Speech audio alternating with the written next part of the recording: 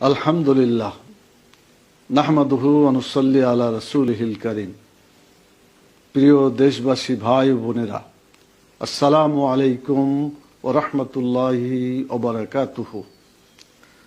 আজ ৭ই জানুয়ারি বাংলাদেশ জামাত ইসলামী সহ বিরোধী রাজনৈতিক দলের আহ্বানে সাড়া দিয়ে প্রহসনের নির্বাচন প্রত্যাখ্যান করায় আমি দেশবাসীকে আন্তরিক অভিনন্দন ও মোবারকবাদ জানাচ্ছি। দামি প্রার্থী, স্বতন্ত্র প্রার্থী, বিদ্রোহী প্রার্থী করে জনগণকে ভোট দেওয়ার জন্য যে আয়োজন করা হয়েছিল তার সকল আয়োজন ব্যর্থতায় পর্যবেসিত হয়েছে।